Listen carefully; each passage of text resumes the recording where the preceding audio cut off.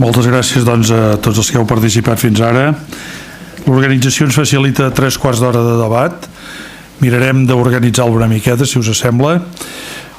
Començaríem amb blocs de 4 peticions, com fetes aquestes 4 peticions i intervencions corresponents, un altre bloc de 4 i així anar avançant de cara al debat. Us pregaria només una cosa, si us plau, que és que les intervencions, per tal de garantir la fluïdesa i la màxima participació, siguin curtetes, adreçades també, si és en algú concret de la mesa, doncs que es digui a qui s'adreça la petició, el comentari o la reflexió per tal de facilitar la resposta. Per tant, si us sembla, començaríem amb un primer bloc de 4. Si no us fa res aixecar el braç, prenc nota i aniré passant les paraules. De moment n'hi ha 2, n'hi ha 2 més que vulgui entrar al primer bloc. Correcte. Tenim ja 4 paraules demanades, doncs. Perdoneu que no sàpiga el nom de tots, però miraré de fer una...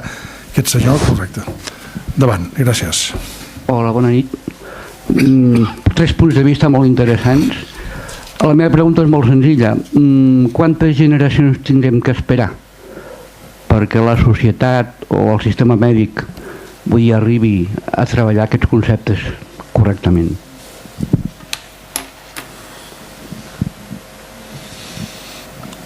Qualsevol que se senti interpel·lat.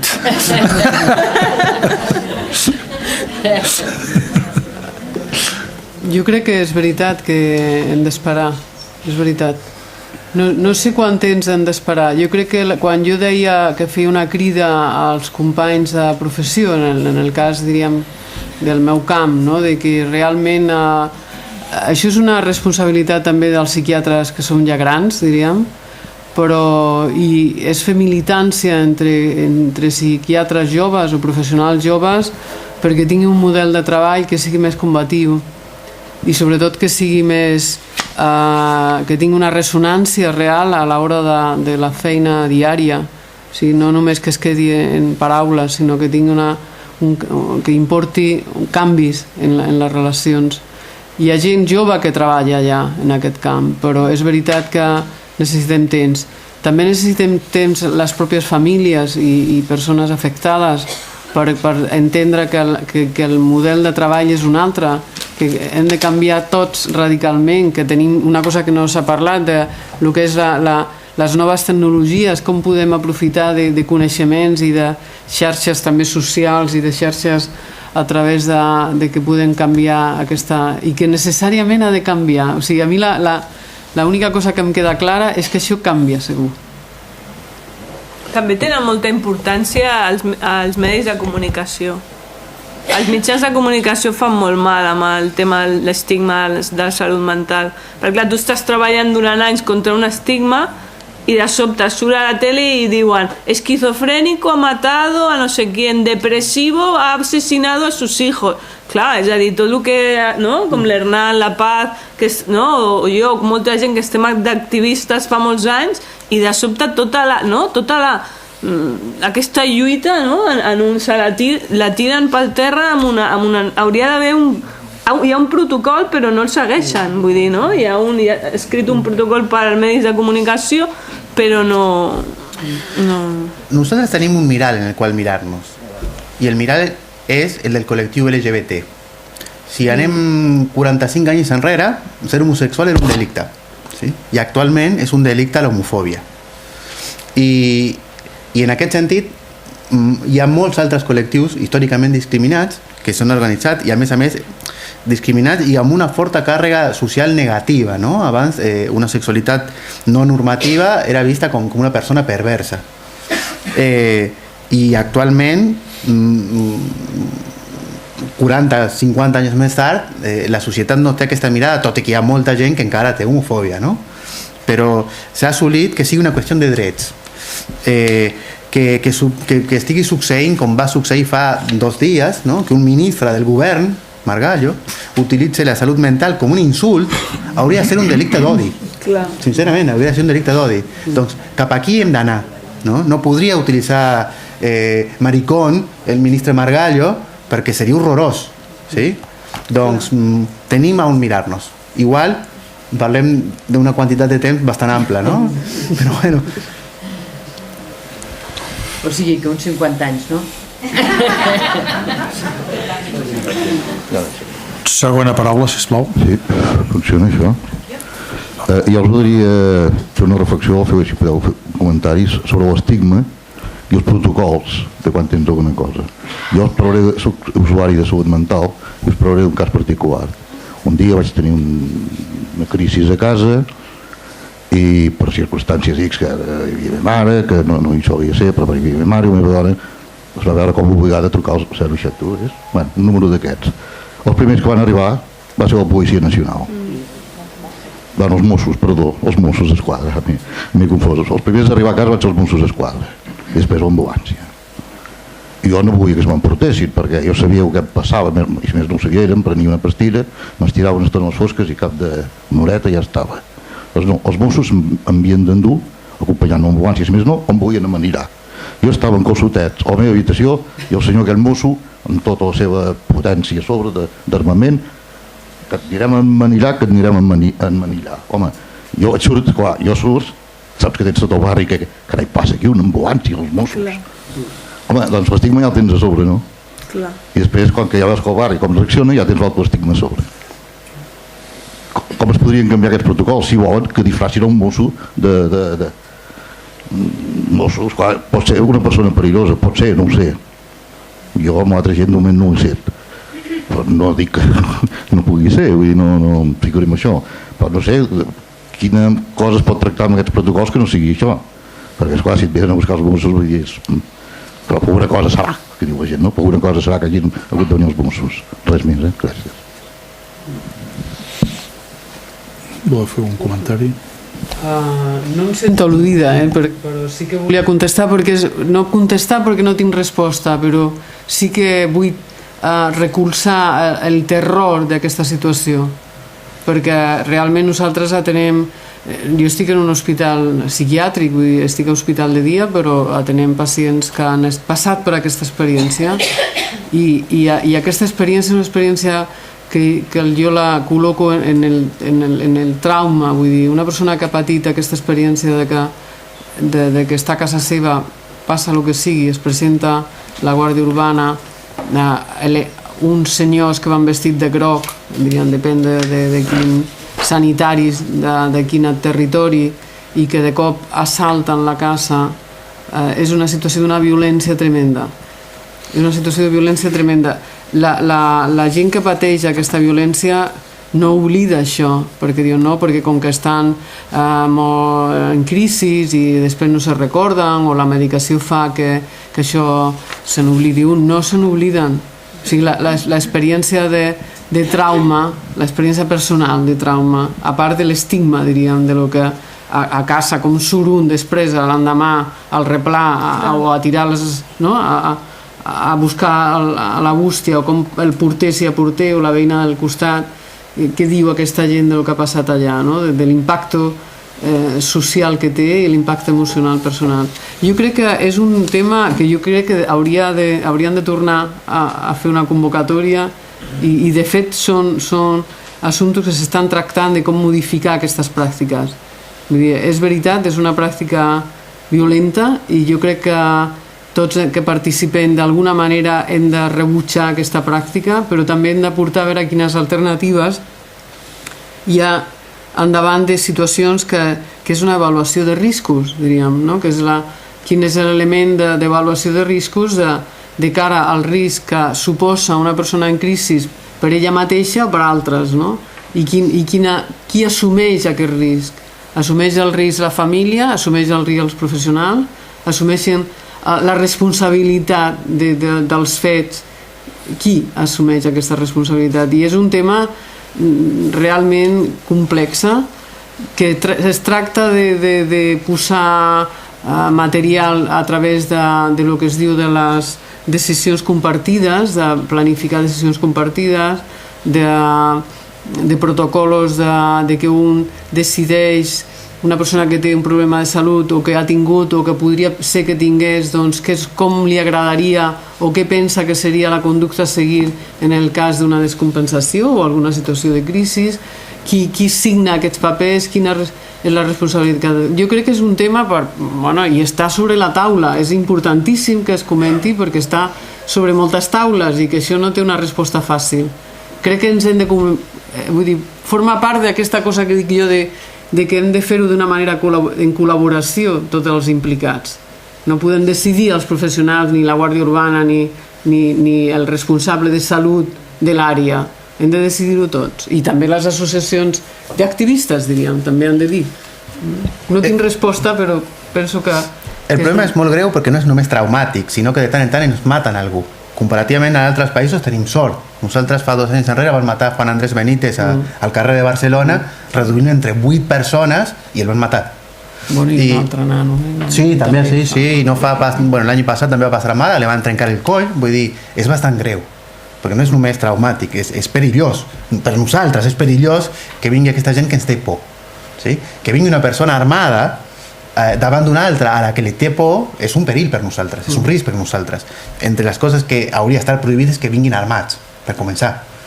I tornem a algunes coses que estava dient al principi, no? Que té a veure amb l'educació. A Barcelona s'està plantejant començar a fer formacions en primera persona, s'intenta, amb els Mossos d'Esquadra. No sé quin impacte tindrà si aquesta gent és permeable o no és permeable a l'educació, però com a mínim intentar-ho. Aquí davant, sisplau.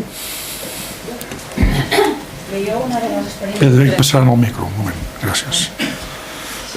Una de les experiències més traumàtiques que he tingut ha estat el trobar-me que m'agafés un segurata en un hospital de forma molt violenta, em reduís i em contingués mecànicament i em trobar-me moltes hores, se'm va fer etern lligada a un llit d'un hospital, quan jo no tenia consciència de cap tipus de trastorn ni de malaltia. Abans la doctora ha comentat que es va fer un projecte en què s'intentava que això tingués una alternativa, però que no es va poder posar en marxa per un tema econòmic i de més.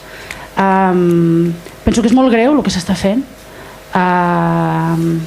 això, i que només hi hagi medicació, que no hi hagi cap tipus de teràpia, d'enfoc, d'explicació a la persona que li està passant, no sé, d'un seguit, d'un acompanyament, d'una humanitat. No sé, com es pot fer per trobar una alternativa ja el més aviat possible a la contenció mecànica, més quan tu no estàs en estat violent ni res semblant, no? I després perquè tot aquest engranatge hospitalari, que és com una mena de monstre, canviï, perquè no sigui només això, contenció mecànica i medicació.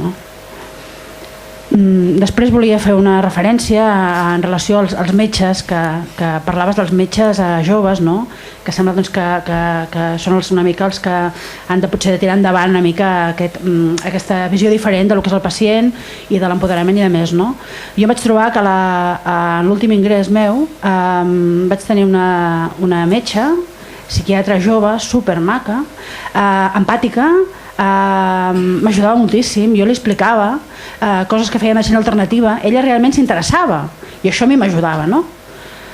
Bueno, aquesta noia quan va passar els 2 anys de residència va anar fora perquè no la van agafar, i em van dir, ara et passarem a un dels que hi ha aquí de tota la vida.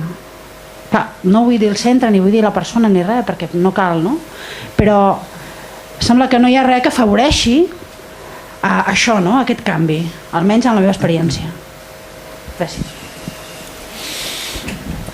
Endavant.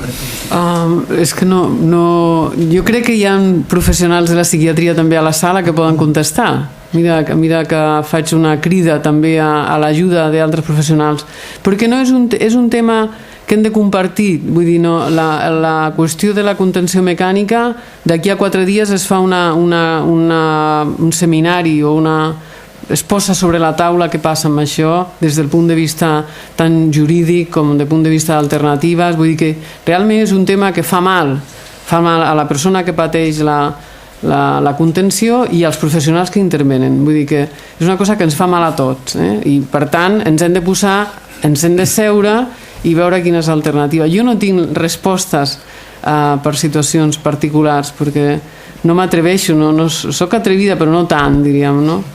Però crec que alguna persona d'aquí podria també ajudar-me, no a mi, diríem, sinó que a portar alguna decisió aquí. Jo crec que insisteixo molt en les decisions compartides, en fer protocols de decisions compartides, que són elements que s'estan treballant molt, igual que s'està parlant de decisions compartides en processos de malalties de les que sigui, diria, no necessàriament salut mental, però que en salut mental és com sempre l'oblidada, és la que no es parla, de quines coses volem que passi amb nosaltres quan tenim un problema de salut i quines coses no volem que ens passin, no? I que això són protocols de consenso que s'hauran de fer. Això per una banda. L'altra, jo clar, estava pensant, jo conec a moltes psiquiatres i psiquiatros joves que són una gent encantadora i que tenen una capacitat de transmissió emocional que per favor, que no vull posar l'èmfasi. El que poso l'èmfasi és que realment s'està fent una psiquiatria per les raons que sigui, que és una psiquiatria cientifista, entre cometes, cientifista, i que obliga a que hi ha una precarietat d'empleo molt important i que obliga que els professionals s'han d'espavilar per una via que té més a veure per fer protocols, fer publicacions, fer moltes coses que no tenen temps, diríem, material, perquè han de lluitar per la feina. Vull dir que també entrem en el territori del pacient afectat, que té una discriminació, però també els professionals estem visquent una situació de precarietat com altres col·lectius que fa que tampoc ens interessem tant per la feina. Evidentment hi ha psiquiatres grans entre els que me col·loco que són més carques que no te cuento, vull dir que això també ho sabem. A veure, no és l'edat el que ens dona el coneixement, és una altra cosa. M'he explicat diferent, o sigui, m'he explicat malament, de fet la psiquiatra que tinc ara és jove, però porta molt temps. No sé si està correlacionat o no. No necessàriament. Perdoneu que intervé. Hi ha paraules demanades, ho agrairia. Ja està. Fluidesa, gràcies. Sí, i tant. A vegades no depèn de les persones, les pràctiques, no? Les inèrcies institucionals van molt més enllà de les voluntats personals. Sí? El fet de que únicament tinguin al seu abast com a intervenció la contenció mecànica o la contenció química, perquè no hi ha d'altres alternatives a la institució la que tenen al seu voltant, també fa que s'acabi reproduint certes pràctiques.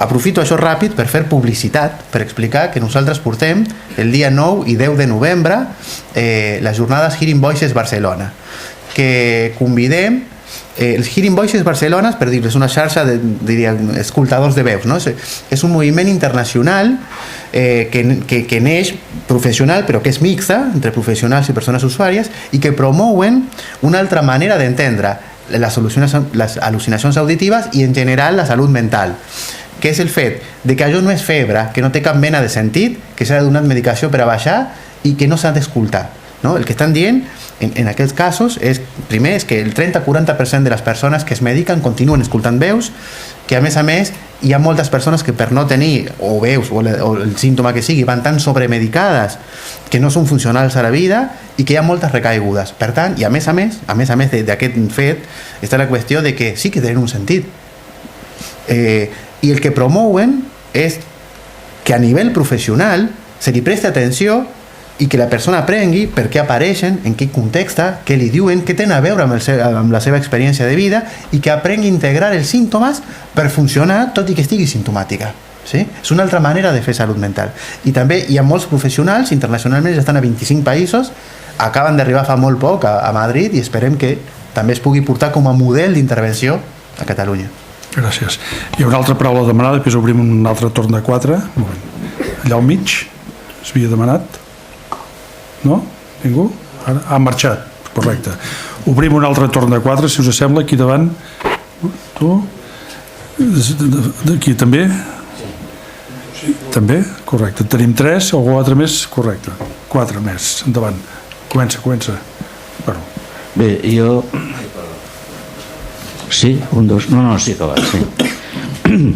Jo m'ha interessat molt venir perquè jo soc bipolar del tipus 2 estic doctorat en filosofia, vull dir, tinc molt clar que no té res a veure el fet de tenir unes aptituds amb tenir una malaltia mental assumida i cuidada des de fa 30 anys, no? Veig molt difícil el de treure's l'estigma i sobretot l'autoestigma. Ja d'entrada, no és que sigui pessimista, però ho veig molt difícil. No crec que sigui una qüestió que sigui fàcil mitjançant 1, 2 o 3 màsters en programació. Utilitzo la paraula màster amb una mica d'ironia, en programació de desestigmació i desautoestimació, no? Això d'entrada. Segon, em fa molta por quan sento dir que hi ha psiquiatres molt joves que els altres poden ser una mica carques, la doctora ja s'ha autoexcusat i em sembla molt bé, perquè jo no crec en això, no ho crec en absolut.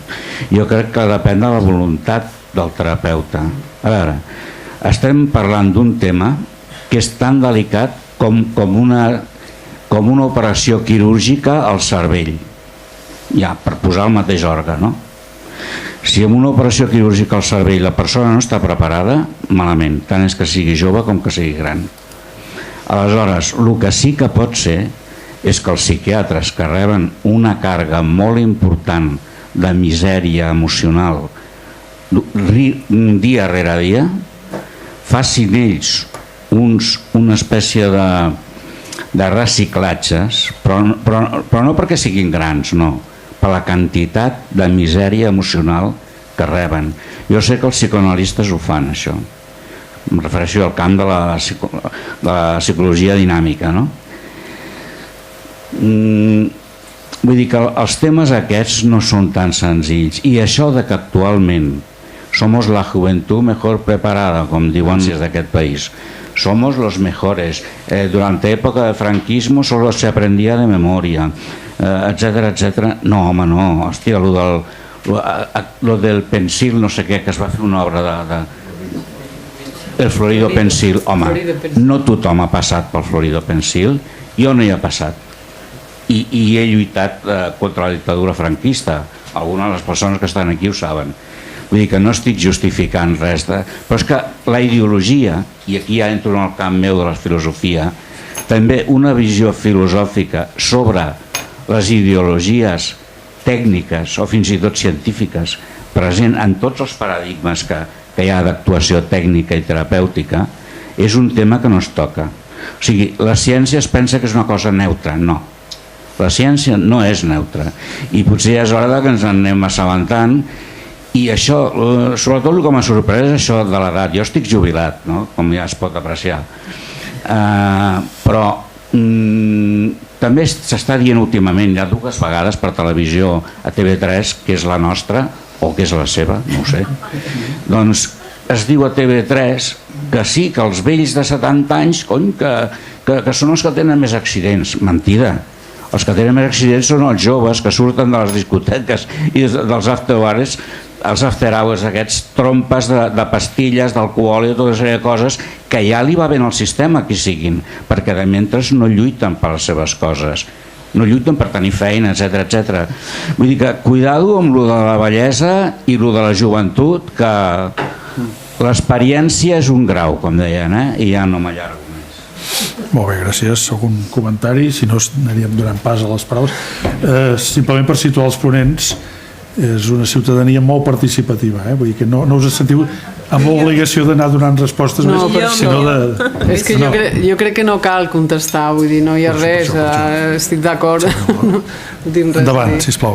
Nosaltres, els d'aquí a la comarca, sabem que des de fa, no sé si 40 o 50 anys, es va fer una campanya precisament per els casos de malalties mentals, i es va fer la Fundació Sant Tomàs, no? O sigui, és una comarca que ja fa molts anys i estem molt conscienciats, i ja aquesta gent els veiem moltes vegades fent feines als nostres jardins, ho veiem completament normal, i estem bastant en aquest aspecte, i és una cosa positiva, que no tot és tan negatiu, no? Potser són altres malalties més no tan agressives, però s'accepten molt bé.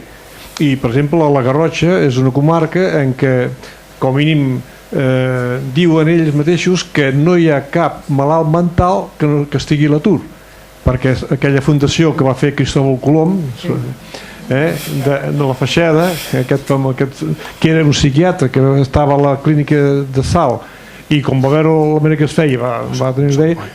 És un altre cas que jo crec que estem conscienciats, i allà el 68% són gent amb problemes de salut mental, i jo hi he estat diverses vegades i l'ambient és molt agradable.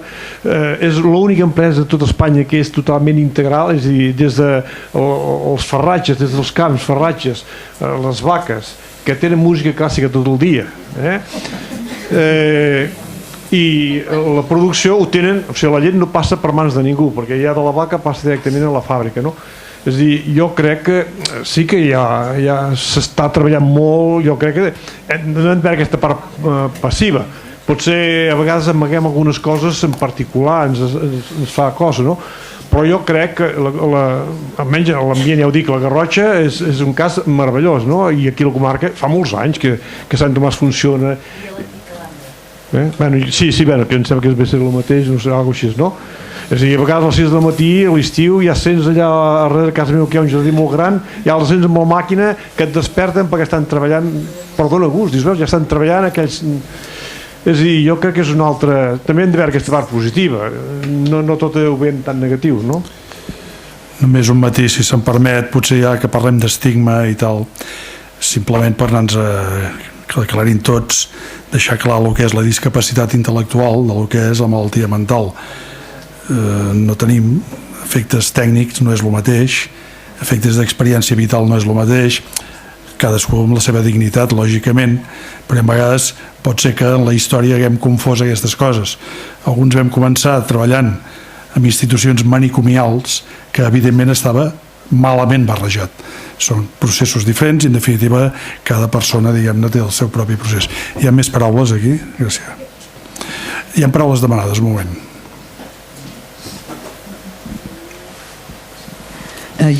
Jo primer de tot agrair-vos, felicitar-vos i demanar que feu moltes xerrades d'aquestes. Llavors hi havia primer una petita reflexió amb el que deies, tu Paz, ja que interpel·laves els psiquiatres, respecte al que es parlava de la contenció mecànica. Jo he estat 25 anys treballant en hospitals psiquiàtrics, en manicomis, i no he receptat mai, no he prescrit mai en tots aquests 25 anys una contenció.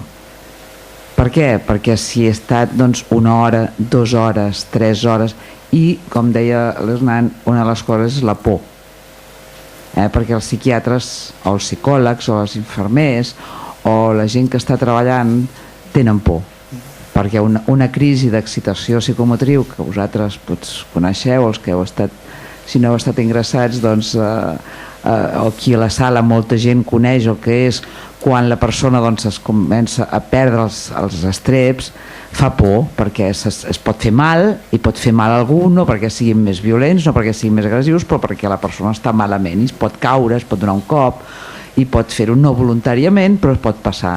Per tant, les persones de l'entorn tenen por, i la primera qüestió és no tenir por i dir, però clar, això és fàcil, però ja et dic, jo puc parlo de la meva experiència. En 25 anys no he necessitat mai, i he estat en psiquiàtrics, no he estat en una consulta d'això.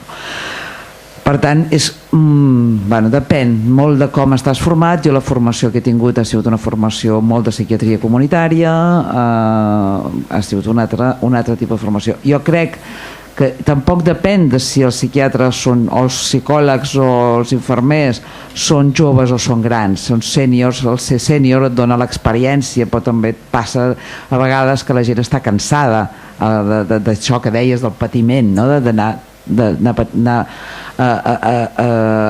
escoltant cada dia el patiment de la gent, també acaba donant-te un patiment a tu. Si no et cuides és un problema. I els joves, el que jo veig és que hi ha gent que està molt ben formada, però tenim un problema a les facultats avui, tenim un problema a les facultats que ni l'Hernán ni la Cristina van a la facultat de Medicina ni a la de Psicologia, o a la Psicologia potser, però a la Medicina estic segura que no hi aneu. ¿Sí? Ja sí. Pues ja està.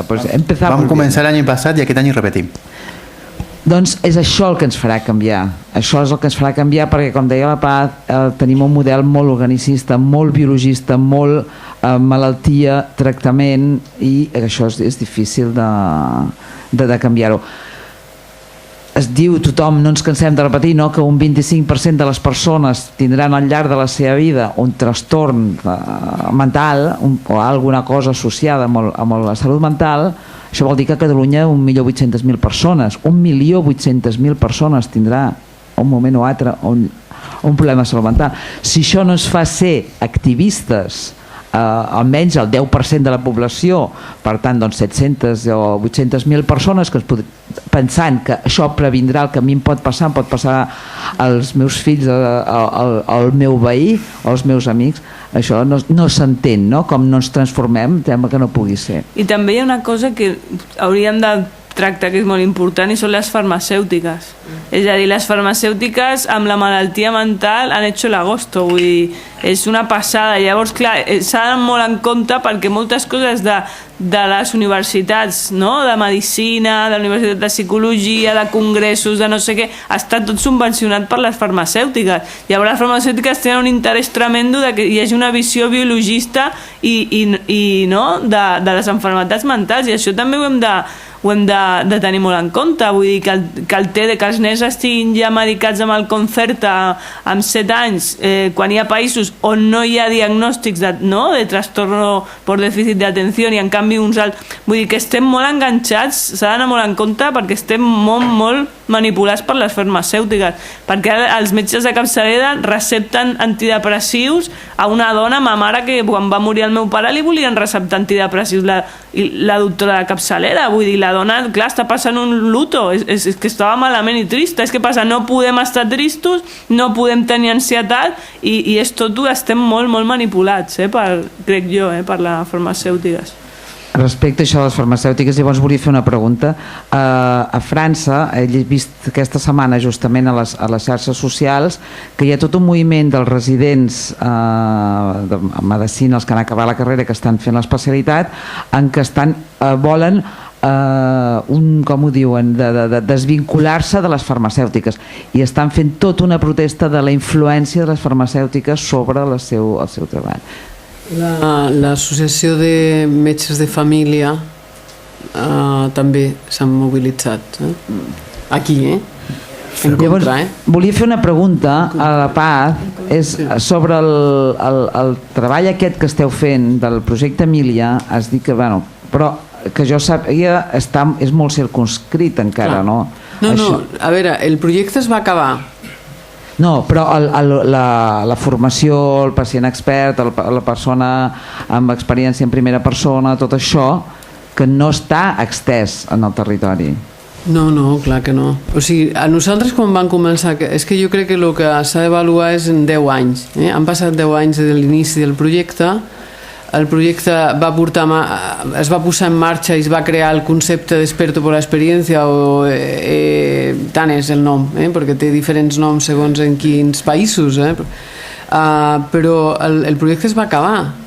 La finançació del projecte es va acabar en la Comunitat Europea, i llavors sí que es va constituir l'associació Emília, que sí que ha fet una feina que durant anys s'han mantingut fent formació per persones interessades. O sigui, s'ha fet formació en recuperació, formació en atenció familiar, formació en la medicació, si m'he de prendre la medicació. L'ha fet l'associació Emília.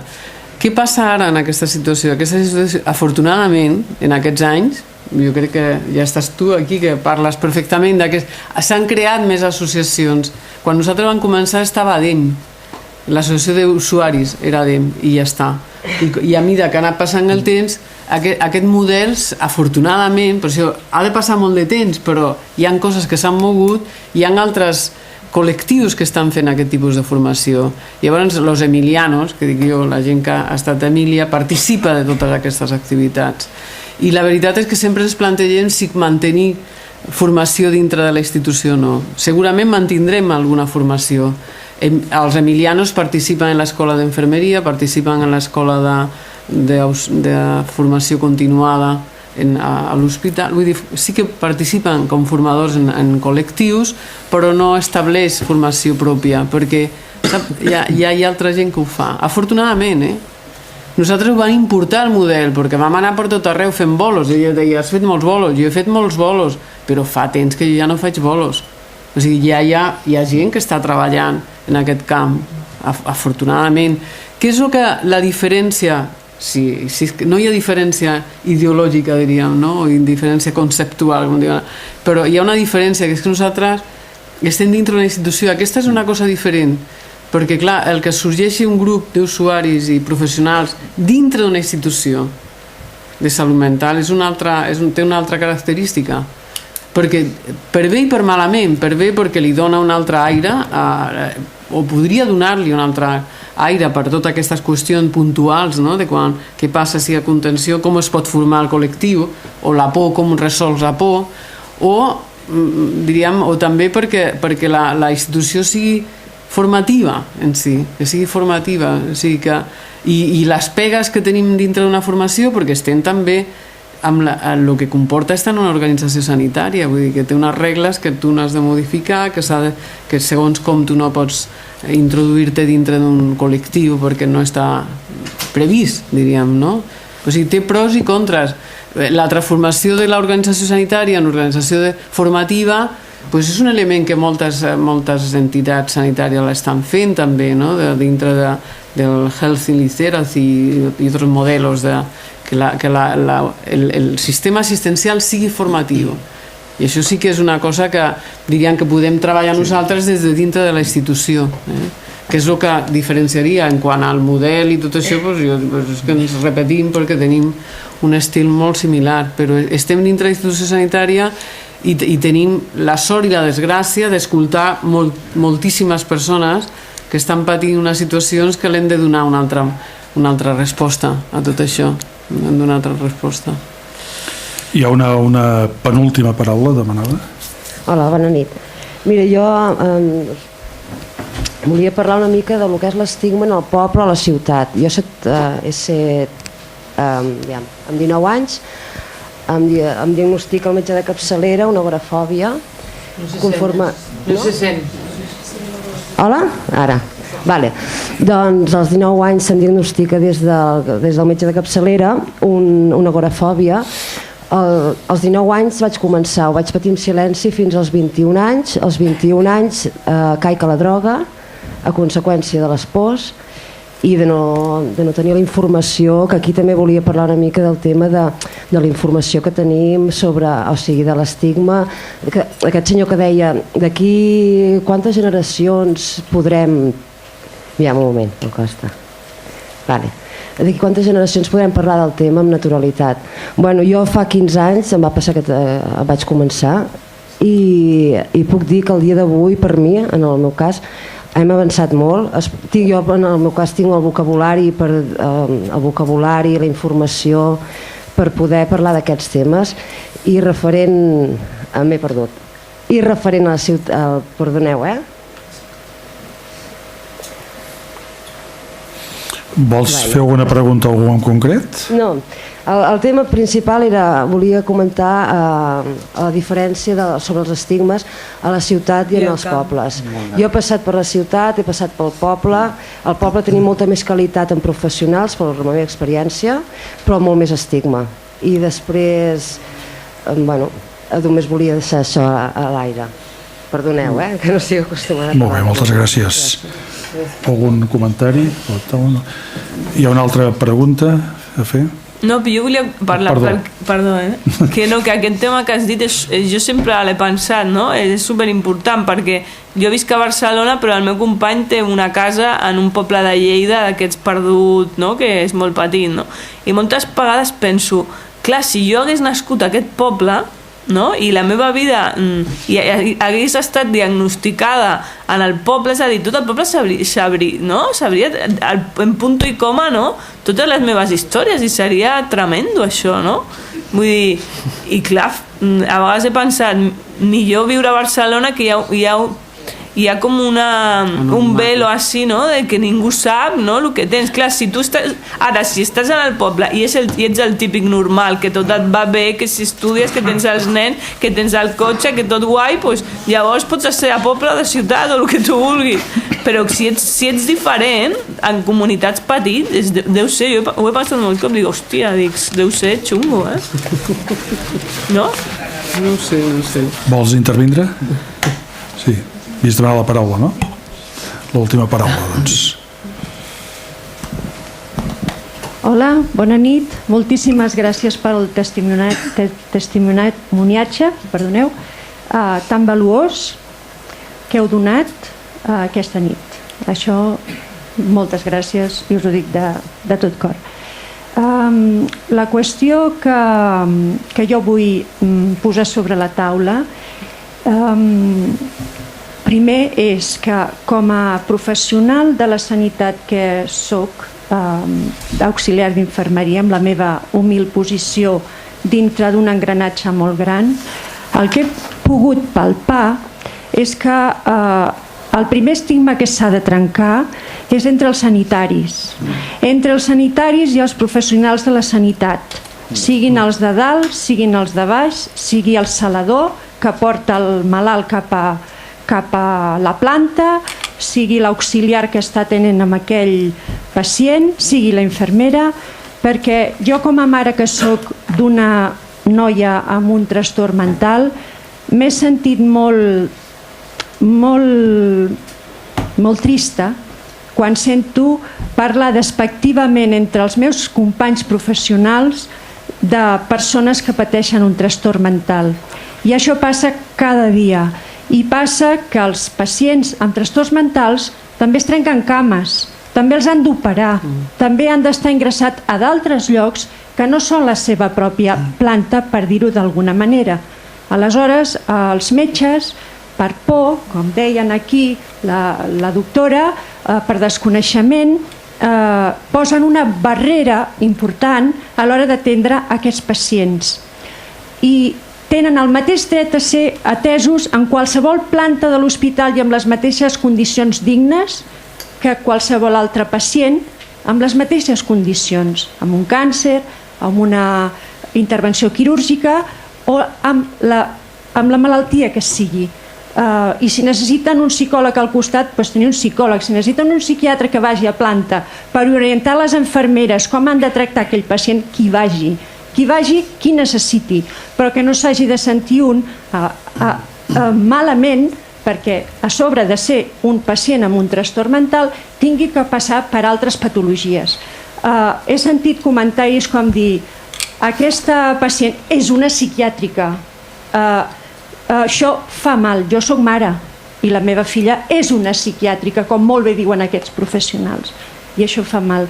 Penso que el primer col·lectiu que s'ha d'educar són els professionals de la sanitat, els primers, perquè són els primers que atendran els nostres fills, els nostres pares, els nostres familiars, i són els primers que s'han de conscienciar i tractar empàticament a totes aquestes persones, perquè són persones, abans que les seves malalties, són persones. Moltes gràcies.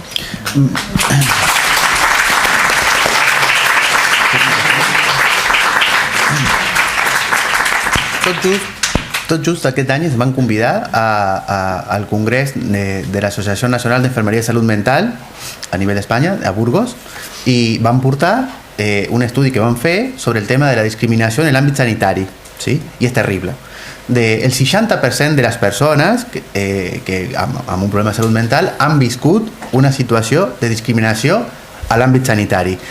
Les situacions més greus, la freqüència major és en aguts i subaguts, però després també molt alt és en les urgències hospitalàries de l'Hospital General.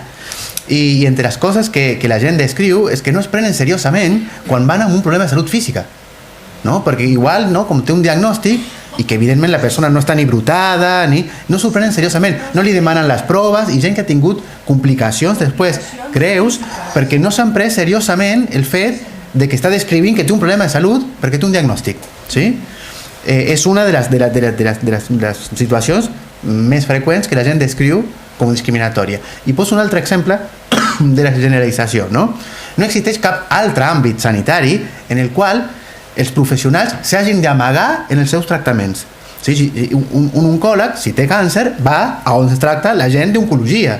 En el cas de salut mental, estan amagats i van a parts. Existeix la clínica Galatea, que és privada, però que està coberta per ara no em sortirà el nom, per l'assegurança, sí? Col·legi de metges i col·legi d'infermers. Exactament. I tenen el PAIME, que és el programa d'atenció integral al mèdico enfermo, per als psiquiatres, perquè a més discriminen per categoria professional.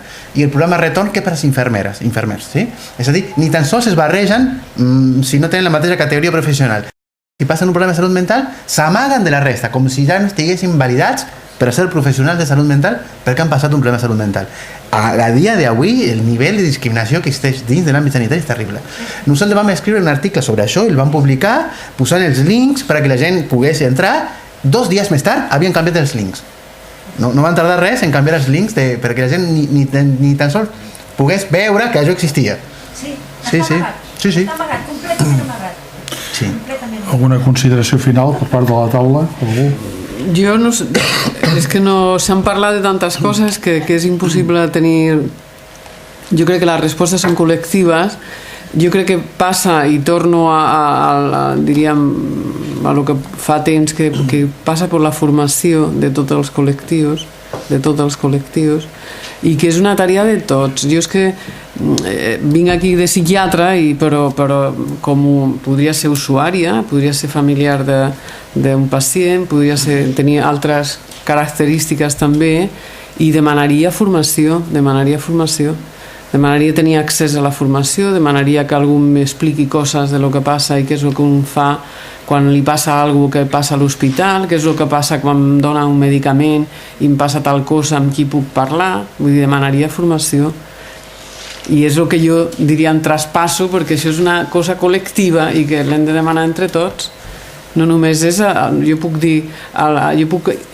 il·lustrar al meu jefe el que s'ha parlat aquí, de dir, bueno, per què no comencem a fer formació? Però és que hem de demanar-ho tots. Els hem de demanar des de tots els col·lectius aquesta formació. Jo el que volia dir per així una reflexió final, i és que el 25% de la gent en la seva vida patirà algun tipus de problema mental, més o menys en estadística.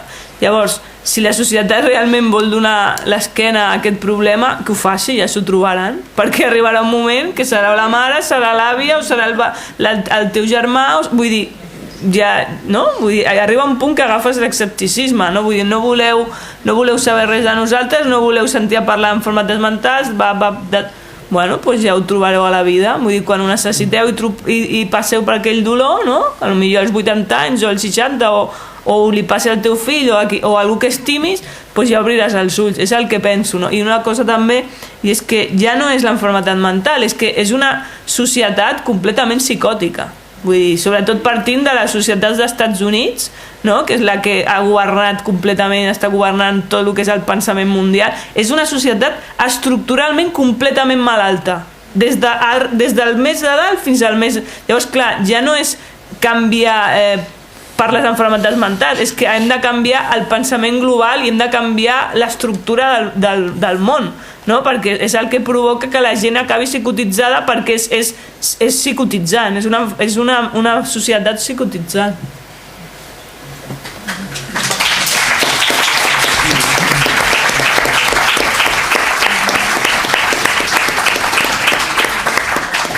Moltes gràcies, ponents.